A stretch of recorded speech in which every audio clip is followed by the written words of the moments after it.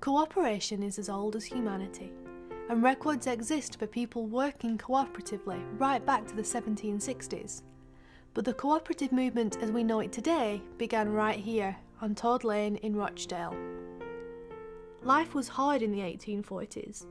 There were few jobs for the weavers, people were hungry, and life expectancy was very low. People were often in debt to shopkeepers, who sold poor quality food. This cooperatively owned shop was set up by 28 working people in 1844 who wanted to be able to buy honest food at honest prices.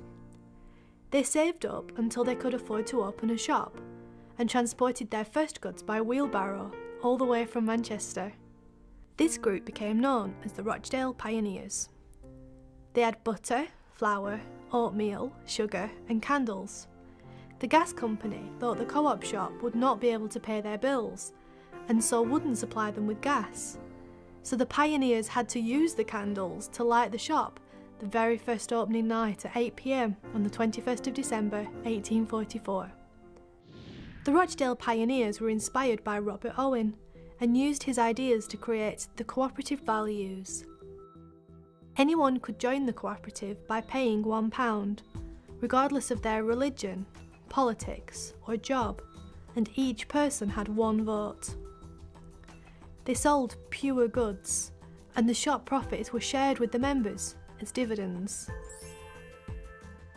After 1 year, they had 74 members, and by 1860 this had grown to 3,450 members and 6 new stores. The idea of co-ops was spreading across the country, and in 1863 the Cooperative Wholesale Society was formed, buying in bulk to supply stock to the growing number of shops. This became the cooperative group.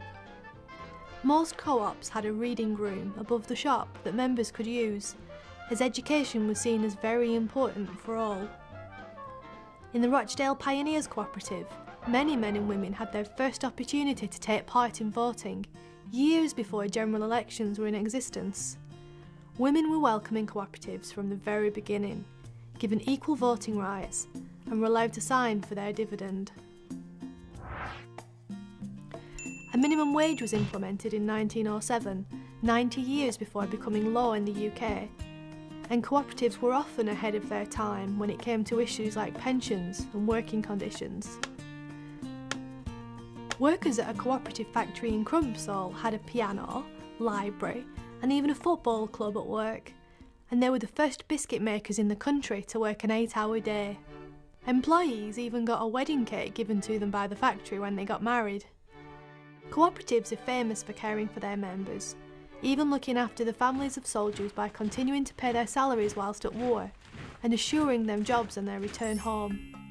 Cooperatives spread worldwide and now have 1 billion members. From bankers and grocers to snake catchers and taxi drivers, more than 120 million people now work cooperatively. From the introduction of the Fair Trade Mark in 1994, cooperatives have been committed to stocking fair trade products, helping to support millions of food growers in developing countries.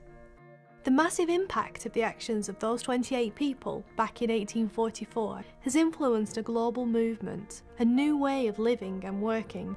The original shop on Todd Lane has been preserved as a museum, so you can come and find out about cooperation, share cooperative stories, and discover more about the Rochdale Pioneers. Cooperation might be an old idea, but people are still recognising that cooperatives, built on the principles that the pioneers developed, are a great way of providing the things we need every day. And 1 in 5 people in the UK now belongs to a cooperative. From housing to food, schools to transport, there's a cooperative for everybody. So if you're not a member, why not join the global movement, so you too can spread the word about cooperation? As we continue to work together to build a better world, it's our time to move towards a brighter, more cooperative future.